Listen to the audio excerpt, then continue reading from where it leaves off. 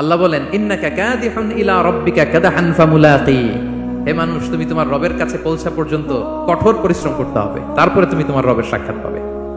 তার মানে এই দুনিয়াটা হচ্ছে পরিশ্রমের জায়গা। প্রিয় ভাইরা, এখানে পরিশ্রম না করলে সফলতার দেখা মিলে না। বাঁচতে হলে, সারভাইভ করতে হলে, টিকে থাকতে হলে আপনাকে পরিশ্রম করতে হবে। এই পৃথিবীতে কেউ কাউকে জায়গা করে দেয় না, এখানে জায়গা করে নিতে হয়। ঠিক কিনা বলেন? আপনি যদি পরিশ্রম করেন, পরিশ্রমে যে ঘাম ঝরে শরীর থেকে, পরিশ্রমের ঘামে জন্ম নেয় সফলতার বীজ। আপনি যখন হাড় ভাঙ্গা পরিশ্রম করবেন, এই পরিশ্রমে যে লোনা পানি বেরোবে, যে ঘাম বেরোবে, এই ঘামেই জন্ম নেয় সফলতার বীজ। এবং সফলতার কোনো শর্টকাট হয় না প্রিয় ভাইরা। অনেকে অল্পতে সফল হতে চায়, শর্টকাট খুঁজে, আসে না নাই? না, সফলতার জন্য আপনাকে লং কাটে যেতে হবে। ওখানে কোনো লিফট থাকে না, সিঁড়ি বেয়ে উঠতে হয়। অনেকে চায় যে সফলতার লিফটে উঠবো, সুইচ চাপবো, সাকসেসফুল ইন লাইফ। না, এত সহজ না, আপনাকে সিঁড়ি বেয়ে উঠতে হবে। তাহলে পরিশ্রমের কোনো বিকল্প নেই। এই দুনিয়াটা হচ্ছে পরিশ্রমের জায়গা, সংগ্রামের জায়গা। আপনি সফল হতে হলে আপনাকে পরিশ্রম করতে হবে, করতেই হবে। আর পরিশ্রমে কোনো লজ্জা নেই। আমি বিভিন্ন আমার আলোচনায় বলি, কাজে লজ্জা নেই। কিসে লজ্জা নেই? আওয়াজ করে বলুন সবাই। কাজে লজ্জা নেই। লজ্জা হচ্ছে অলসতায়, লজ্জা হচ্ছে হাত পাতায়, লজ্জা হচ্ছে অকর্মণ্যতায়। কাজে লজ্জা আছে? লজ্জা কিসে বলেন সবাই? লজ্জা হচ্ছে অলসতায়, অকর্মণ্যতায়। যারা কাজ না করে ফুটানি মারে, ওইটাতে লজ্জা। অনেকে আছে ফুটানি মারে, আছে না নাই? কাজ করে না, সব ফুটানি, এই ফুটানিতে লজ্জা। কিন্তু পরিশ্রমে কোনো লজ্জা নেই। এজন্য আল্লাহ তাআলা বললেন, ইয়া আইয়ুহাল ইনসান ইন্নাকা কাদিহুন ইলা রাব্বিকা কাদহান ফামুলাকি। হে মানুষ, তোমার রবের কাছে পৌঁছা পর্যন্ত তোমাকে পরিশ্রম করতে হবে। হাড় ভাঙা পরিশ্রম করে আমার কাছে আসতে হবে, তবেই সফলতা মিলবে। অন্য আয়াতে আল্লাহ তাআলা বলছেন, লাকাদ খালাকনাল ইনসানা ফি কাবাদ। নিশ্চয়ই মানুষকে আমি কষ্ট এবং পরিশ্রম নির্ভর করে তৈরি করেছি। এই পৃথিবীতে টিকে থাকতে হলে তাকে পরিশ্রম করতে হয়, কষ্ট করতে হয়। এবং দুনিয়ার এই সাইকেলটা যদি দেখেন, দিন এবং রাতের যে সাইকেল, রাতকে আল্লাহ বানিয়েছেন ঘুমের জন্য, রেস্ট নেওয়ার জন্য, বিশ্রামের জন্য। আর দিনকে আল্লাহ বানিয়েছেন কর্মচঞ্চল করে, কাজের জন্য। দিনের মধ্যে কর্মস্পৃহা আছে। আল্লাহ তাআলা সূরা নাবাতে বলছেন, ওয়াজআলনান নাহারা মাআশা। আমি দিনকে বানিয়েছি কর্মচঞ্চল। দিনে আপনি কাজ করবেন, হাড় ভাঙা পরিশ্রম করবেন, তবেই সফলতা ধরা দিবে। ঠিক কিনা বলেন? তাহলে প্রথমে আমরা জানলাম এই পৃথিবীতে পরিশ্রম করতেই হবে, পরিশ্রমের কোনো বিকল্প নেই। সফল হতে চাইলে কি করতে হবে? আওয়াজ করে বলবেন, কি করতে হবে? এবং ইসলাম এই পরিশ্রমকে উৎসাহিত করে। পরিশ্রমের মাধ্যমে যে ইনকাম, এটাকে উৎসাহিত করে। বিষ্ণু ইসা ইসলাম বলেন, মা আকালা আহাদুন তাআমান কাত্তু খায়রান আইয়াকুলা মিন আমালি ইয়াদাই। মানুষ পরিশ্রম করে, তার দুই হাত দিয়ে উপার্জন করে যে জীবিকা নির্বাহ করে, এর চেয়ে শ্রেষ্ঠ জীবিকা পৃথিবীতে আর নেই। আল্লাহু আকবার। আপনারা যারা কষ্ট করে ঘাম ঝরিয়ে উপার্জন করেন, এই পৃথিবীতে এর চেয়ে শ্রেষ্ঠ উপার্জন আর হতে পারে? পরিশ্রম করে ঘাম ঝরিয়ে আপনি যে রিজিক এর বন্দোবস্ত আপনার হয়, এই খাবারের চেয়ে শ্রেষ্ঠ খাবার পৃথিবীতে হতে পারে? এরপর বিষ্ণু ইসলাম বললেন, ওয়া ইন্না নাবিয়াল্লাহি দাউদ আলাইহিস সালাম কানা ইয়াকুলু মিন আমালি ইয়াদি। আল্লাহর নবী দাউদ আলাইহিস সালাম তিনি নিজ হাতের উপার্জন থেকে খেতেন। সুবহানাল্লাহি বিহামদিহি। তিনি আর্মর বানাতেন, যুদ্ধাস্ত্র। তিনি বর্ম বানাতেন, নিজ হাতে বর্ম বানিয়ে, যুদ্ধাস্ত্র বানিয়ে বিক্রি করে সেটা দিয়ে জীবিকা নির্বাহ করতেন। আল্লাহু আকবার। তাহলে পরিশ্রমের কোনো বিকল্প নেই। শ্রমের মাধ্যমে যে উপার্জন, এটা শ্রেষ্ঠ উপার্জন। তাই শ্রমজীবী যারা আছেন, মনক্ষুণ্ণ হবেন না, মন ছোট করবেন না। You are the super hero, you are the super hero, you are the remittance fighter of our country. এজন্য রাস্তা দিয়ে যখন হাঁটবেন, বুক ফুলিয়ে হাঁটবেন, আর বস্তা ভরে টাকা নিয়ে দেশে ফিরবেন। ঠিক কিনা বলেন? বুক ফুলিয়ে হাঁটতে হবে। এজন্য আমি আমার প্রিয় মাতৃভূমি বাংলাদেশের গভর্নমেন্টকে অনুরোধ করবো, আমাদের শ্রমজীবী ভাইদের যাতে সুবিধা হয়, এই ব্যবস্থা আমাদের করতে হবে। বিনীত অনুরোধ রাখবো। শ্রম মন্ত্রণালয়ে যারা দায়িত্বে আছেন, স্পেশালি তাদেরকে রিকোয়েস্ট করবো, আমাদের শ্রমজীবী ভাইদের যেন কোনো কষ্ট না হয়। কারণ তাদের পাঠানো রেমিটেন্সে সচল থাকে আমার দেশের অর্থনীতির চাকা। তারা ভালো থাকলে ভালো থাকবে বাংলাদেশ।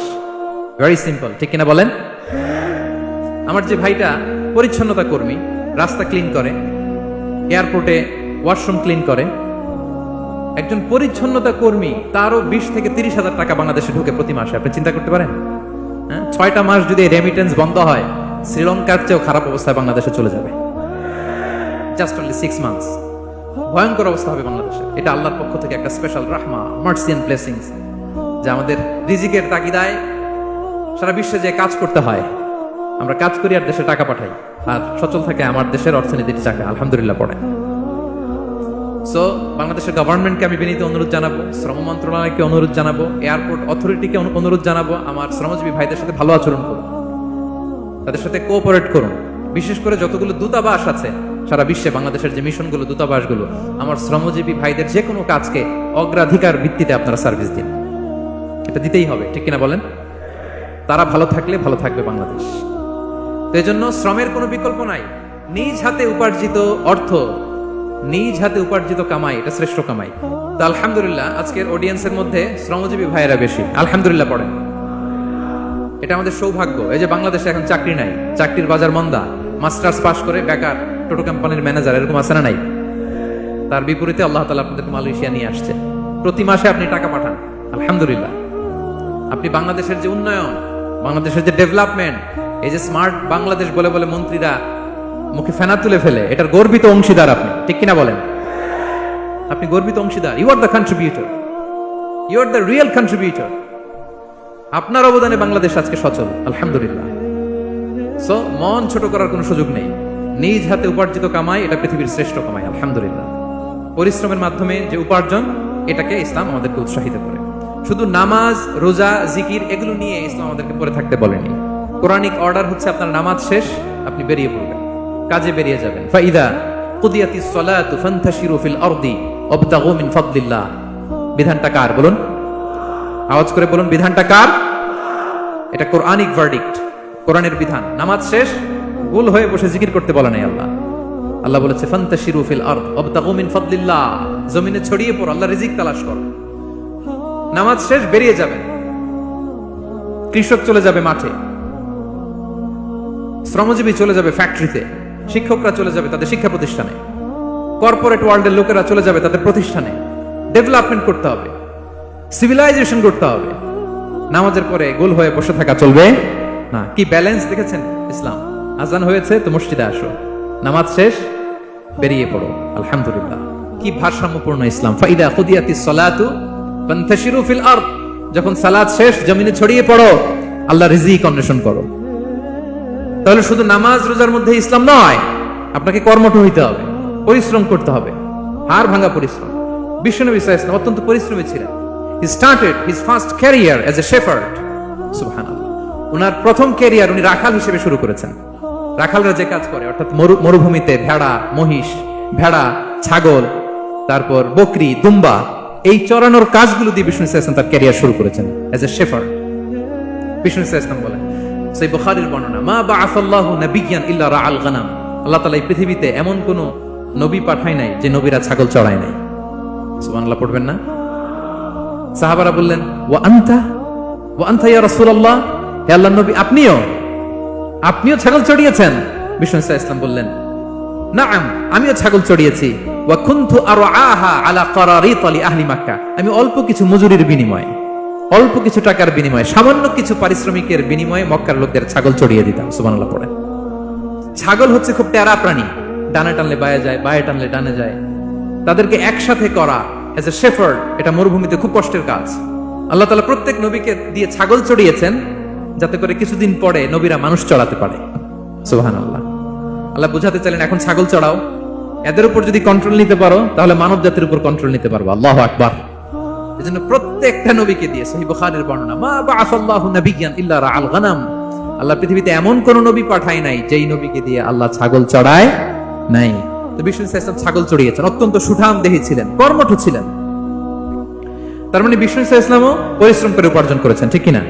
ছাগল চড়াতেন, তার বিনিময়ে সামান্য কিছু পারিশ্রমিক নিতেন, মজুরি নিতেন, এতে লজ্জা নাই। এজন্য এই কথা দিয়ে শুরু করেছি যে কাজে লজ্জা নেই। এই তো বিষ্ণু সাল্লাল্লাহু আলাইহি ওয়াসাল্লামের ক্যারিয়ার গেল।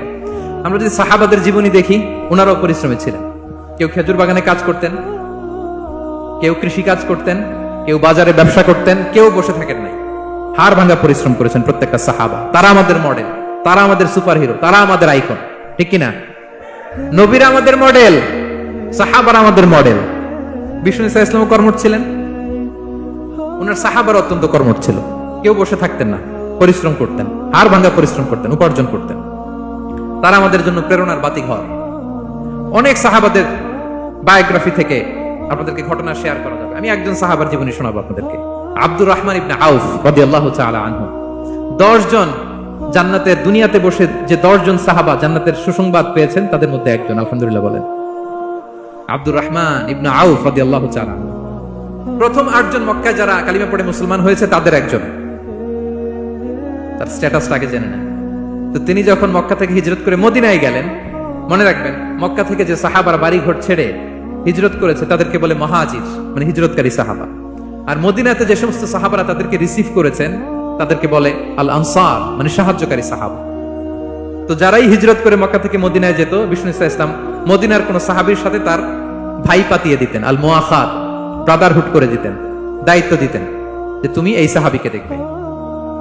তো আব্দুর রহমান ইবনে আউফ রাদিয়াল্লাহু তাআলা আনহু যখন হিজরত করে গেলেন, তার দেখভাল করার জন্য যে সাহাবীর দায়িত্ব পড়লো তার নাম হচ্ছে সাআদ ইবনে রাবিয়া, আনসারী সাহাবী রাদিয়াল্লাহু তাআলা আনহু। বিষ্ণু বললেন, সাআদ, আব্দুর রহমান ইবনে আউফ তোমার ভাই, ভাই বানিয়ে দিলেন। কি বানিয়ে দিলেন?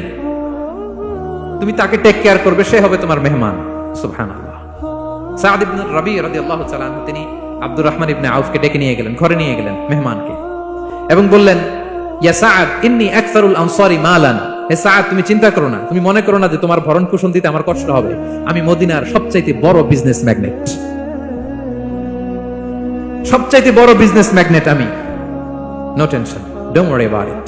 টেনশন নিও না, আসো তোমার জন্য আমার কি প্রপোজাল শোনো। ফাআকসিমু লাকা নিসফা মালি, আমার যত সম্পদ আছে আমি অর্ধেক তোমারে দিয়ে দিব। সুবহানাল্লাহ। এত আস্তে আপনার বাড়িতে কেউ মেহমান হলে করতে পারবেন এরকম? আল্লাহ, কেমন প্রেরণার বাতিঘর তারা।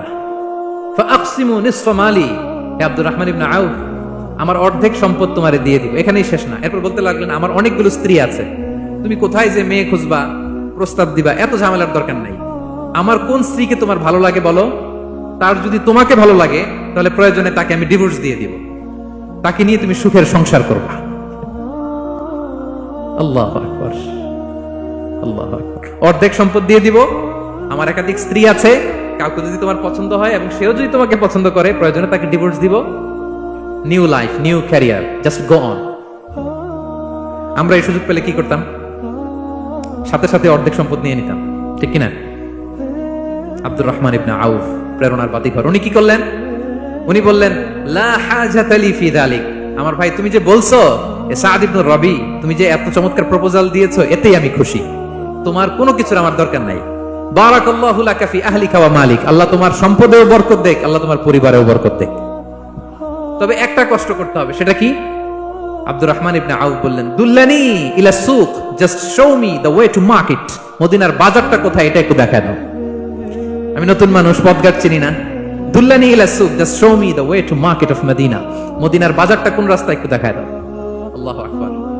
সাদ ইবনে রাবি বললেন, এই তো মদিনার বাজার। উনি যে কিছু ঘি কিনলেন, পনির কিনলেন, কিনে বিক্রি করলেন, প্রফিট করলেন। ওই প্রফিট দিয়ে আরো বেশি করে কিনলেন, আবার বিক্রি করলেন, প্রফিট, আবার বিক্রি করলেন, প্রফিট। এই কেনা বেচা করতে করতে 1-2 মাসের মধ্যে উনি মদিনার one of the biggest business magnate হয়ে গেলেন।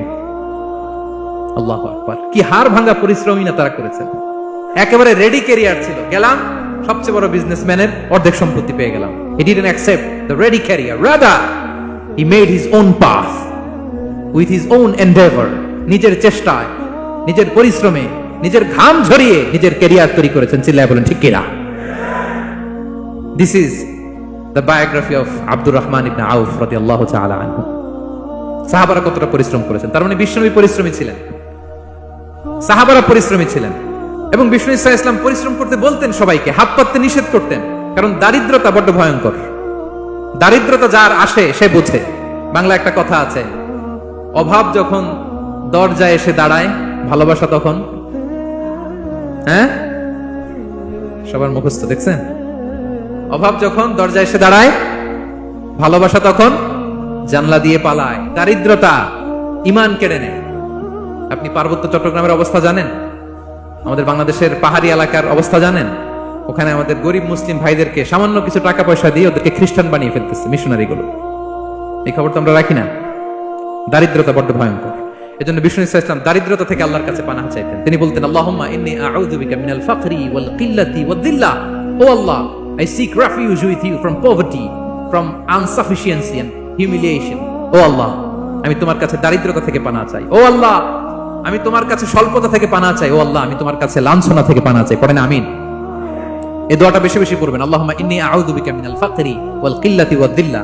হে আল্লাহ, আমি দারিদ্রতা থেকে পানা চাই। আল্লাহ, স্বল্পতা থেকে পানা চাই। আল্লাহ, লাঞ্ছনা থেকে পানা চাই। সবাই পড়ুন আমিন। বিষ্ণু সাল্লাল্লাহু আলাইহি ওয়াসাল্লাম যে দোয়াগুলো শিখিয়েছেন, এগুলো হচ্ছে very precise in wording but comprehensive in meaning. শব্দে খুব ছোট, কিন্তু অর্থ মানুষের হৃদয়ে এটার আবেদন অনেক ব্যাপক, অনেক বেশি। আপনি সারাদিন মিলিয়েও দোয়ার মধ্যে এত সুন্দর প্রার্থনা বাক্য তৈরি করতে পারবেন না, কিন্তু বিষ্ণু সাল্লাল্লাহু আলাইহি ওয়াসাল্লাম এক বাক্যে যেটা চেয়েছেন গোটা দুনিয়াটা এর ভেতরে ঢুকে গিয়েছে। আল্লাহুম্মা ইন্নী আউযু বিকা মিনাল ফাকরি ওয়াল কিল্লাতি ওয়াদ দিল্লা। আল্লাহ, দারিদ্রতা থেকে পানা চাই। বিষ্ণু সাল্লাল্লাহু আলাইহি ওয়াসাল্লাম নিজে স্বয়ং দারিদ্রতা থেকে পানা চাইতেন। তাহলে দারিদ্রতার সাথে আমাদের কোনো সম্পর্ক? আমরা পরিশ্রম করব, আমরা কাজ করে খাবো, কাজে কোনো লজ্জা নেই। লজ্জা অলসতায়, চিল্লায় বলেন ঠিক কিনা? এবং বিষ্ণু ইসলামের কাছে কেউ যদি হাত পাততো, যদি দেখতেন তার কাজ করার যোগ্যতা আছে, বিষ্ণু ইসলাম ভিক্ষা দিতেন না, কাজে উৎসাহিত করতেন, ভিক্ষাবৃত্তিকে অনুৎসাহিত করতেন। এক যুবক এসে হাত পাতলো, বিষ্ণু ইসলাম আমার কিছু দেন। নই বললেন, তুমি তো শক্ত সামর্থ্য মানুষ, বাসায় কি আছে বলো? সে বলে, আমার বাড়িতে একটা পানি খাওয়ার জগ আছে আর একটা চাদর আছে। বিষ্ণু ইসলাম বললেন, নিয়ে আস। সে নিয়ে আস। এবার বিষ্ণু ইসলাম চাদর আর জগ দুইটা নিয়ে সাহাবাদেরকে বললেন, মাইয়াশতারি হাযাইন, কে কিনবে? অকশন চিনেন? অকশন, অকশনে কি করে? নিলামে দাম তোলে না? রাসূল সাল্লাল্লাহু আলাইহি ওয়াসাল্লাম তার চাদর আর জগটা নিলামে তুললেন। এই কে কিনবে? মাইয়াশতারি হাযাইন, মাইয়াশতারি হাযাইন। একজন বলল, ফাকালা রাজুল আনা আখিযুহুমা বিদিরহাম, ইয়া রাসূলুল্লাহ, আমি 1 দিরহামে কিনবো। কয় দিরহাম? বিষ্ণু বললেন, 1 দিরহাম, 1 দিরহাম, 1 দিরহাম। মানে এর চেয়ে কেউ বাড়াবে কিনা? মাইয়াজিদু আলা যালিক, এর চেয়ে বাড়াই দিবা কে? আরেক সাহাবী বলল, ইয়া রাসূলুল্লাহ, আমি 2 দিরহামে কিনবো। 2 দিরহাম, 2 দিরহাম, 2 দিরহাম, আর বাড়ে না। বিষ্ণু সাল্লাল্লাহু আলাইহি ওয়াসাল্লাম তার কাছে 2 দিরহাম দিয়ে বিক্রি করে দিলেন। 2 দিরহাম নিয়ে যুবককে বললেন, নাও, 1 দিরহাম দিয়ে কিছু খাবার কিনে তোমার ফ্যামিলিকে দিয়ে আসো, আরেক দিরহাম দিয়ে একটা কুঠার কিনে নিয়ে আসো। তো যুবক কুঠার কিনে আনলো। ফাওয়াদাআ লাহু আর-রাসূল সাল্লাল্লাহু আলাইহি ওয়াসাল্লাম ইয়াদান, রাসূল সাল্লাল্লাহু আলাইহি ওয়াসাল্লাম নিজ হাতে ওই কুঠারের একটা হাতল লাগাই দিলেন কাঠের। শুধু কুঠার দিয়ে তো হবে না, একটা হাতল থাকতে হবে না? বিষ্ণু সাল্লাল্লাহু আলাইহি ওয়াসাল্লাম ওনার মোবারক হাতে, বরকতময় হাতে ওই কুঠারে একটা হাতল লাগাই দিলেন। এবার বললেন, যাও, 1 দিরহাম দিয়ে কুঠার, আরেক দিরহাম দিয়ে খাবার কিনে আনো। এই কুঠার দিয়ে জঙ্গলে যে কাঠ কেটে লাকড়ি বেচে জীবিকা নির্বাহ করো। সামনের 15 দিন আমার সামনে যেন তোমার ঘুরঘুর করতে না দেখি। এ বেচারা গেল, 1 দিরহাম দিয়ে ফ্যামিলিতে খাবার দিল, আর লাকড়ি নিয়ে কাঠ কাটতে না কাটতে কয়েকদিনের ব্যবধানে ও 10 দিরহাম কামাই ফেলছে। আস্তে আস্তে আস্তে আস্তে সে স্বাবলম্বী হয়ে গেল। এরপর একবার বিষ্ণু সাল্লাল্লাহু আলাইহি ওয়াসাল্লামের কাছে আসছে। বিষ্ণু সাল্লাল্লাহু আলাইহি ওয়াসাল্লাম তারে বলে, মানুষের কাছে হাত পাতার চেয়ে, দুয়ারে দুয়ারে ভিক্ষা করার চেয়ে তোমার মতো এরকম কাঠ কেটে, জঙ্গলে কাঠ কেটে বাজারে বিক্রি করা অনেক ভালো। আল্লাহু আকবার। এই হচ্ছে বিষ্ণু সাল্লাল্লাহু আলাইহি ওয়াসাল্লামের ক্যারেক্টারিস্টিক্স। তিনি ভিক্ষাবৃত্তিকে অনুৎসাহিত করতেন। এই যে গল্পটা, what is the moral of the story? কি শিখলাম? 1 নম্বর যেটা শিখলাম, তিনি কাজ করে খেতে উৎসাহিত করেছেন। চাইলেই বিষ্ণু সাল্লাল্লাহু আলাইহি ওয়াসাল্লাম ওই 2টা জিনিস বিক্রি করে 2 দিরহাম দিয়ে বলতে পারতেন, যাও 2 দিরহাম দিয়ে খাবার কিনো। ওই বেলা খেয়ে রাতের বেলা আরেক দুয়ারে যায় ভিক্ষা করতো, ঠিক কিনা বলেন? কথা বুঝতেছেন? 2 দিরহাম দিয়ে যদি খাবার কিনতো, তো দুপুরে খেয়ে রাতে কি করতো? আবার হাত পাততো। সেটা করে নাই, কাজ করে খেতে উৎসাহিত করেছেন এবং স্থায়ী সমাধান করে দিয়েছেন। কারণ কাজ কাজই, কাজে কোনো ছোট বড় নাই। আছে? কাজে কোনো ছোট বড় আছে না। তাহলে ইসলাম আমাদেরকে পরিশ্রমী হতে শেখায়, কর্মমুখী হতে শেখায়। ইসলাম কতটা কর্মমুখী ধর্ম দেখেন। বিষ্ণু ইসলাম বলেন, ইন কামাতিস সাআ ওয়া ফি ইয়াদি আহাদিকুম ফাসিলা, কেউ যদি দেখে কিয়ামত হয়ে যাচ্ছে, কি হয়ে যাচ্ছে? সবাই বলুন। কেউ যদি দেখে কিয়ামত হয়ে যাচ্ছে আর তার হাতে একটা চারা বীজ আছে, গাছের চারা, কি আছে? গাছের চারা। সে গাছের চারা রোপণ করতে গেছিল, ওদিকে যায় দেখে কিয়ামত শুরু হয়ে গেছে। বিষ্ণু বলেন, ফাইন ইসতাতাআ আন লা তাকুমা হাত্তা ইয়াগরিসাহা ফালইয়াগরিসহা, সে যদি পারে কিয়ামত হওয়ার আগেই ওটা রোপণ করে দিতে, সেজন্য তাড়াতাড়ি করে রোপণ করে দেয়। আল্লাহু আকবার। ইসলাম কতটা কর্মমুখী ধর্ম। কিয়ামত শুরু হয়েছে, বিষ্ণু বলেন তার উপর কিয়ামত আসার আগে সে যদি চান্স পায়, চারা বীজটা যেন রোপণ করে দেয়। আর আমরা এখন আখিরুজ জামান, দাজ্জাল আসবে, কিয়ামত হয়ে যাবে, 2025 সালেই হবে, এগুলো বলে কাজকর্ম সব বন্ধ করে দিচ্ছে। এরকম ডাকাইত আছে না নাই? হ্যাঁ বলেন, আছে না নাই? তা আখিরুজ জামান কি আপনারা এটা শিখায়, এই লেসন শিখায়? আখিরুজ জামান আসবে, দাজ্জাল আসবে, তো আপনার সমস্যা কি? দাজ্জাল আসবে দেখি তো আপনাকে বিজনেস করে এমন টাকা কামাইতে হবে যাতে করে দাজ্জাল আসলে আমি আমার অর্থ দিয়ে মুজাহিদিন ভাইদেরকে সহায়তা করতে পারি। দাজ্জাল আসবে তো আপনার প্রবলেম কি? আপনার বডি বিল্ডিং করতে হবে, আপনার ফ্যামিলিকে তারবিয়া দিতে হবে, আপনার সোসাইটিকে সমৃদ্ধ করতে হবে, আপনাকে সভ্যতার কারিগর হইতে হবে। আপনার সব কাজ আপনি আরো বাড়াই দিবেন দাজ্জালের প্রশ্ন আসলে। এখন দাজ্জাল আসবে, 25 সালেই আসবে, 26 সালেই কিয়ামত হবে। কি হবে ক্যারিয়ার দিয়ে, আর কি হবে ব্যবসা করে? এরকম আছে না নাই? এরকম করা যাবে? বিশ্বনবী কি বললেন? কিয়ামত হইতেছে, তুমি দেখতেছো চাক্ষুষ বিলা আয়া, দেখতেছো কিয়ামত হইতেছে, আর তুমি গাছ লাগাইতে গেছিলা। যদি সুযোগ হয় কিয়ামত হওয়ার আগে আগে কি করো? গাছ লাগাও। সুবহানাল্লাহ পড়বেন না? প্রিয় ভাইয়েরা, আমরা যেন পরিশ্রমী হই, আমরা যেন কর্মঠ হই, আমরা যেন অলস না হই। বিষ্ণু ইসলাম অলসতা থেকে আল্লাহর কাছে পানাহ চাইতেন। আল্লাহ আমাদেরকে বোঝার তৌফিক দান করুক। আমরা পড়ি আমিন।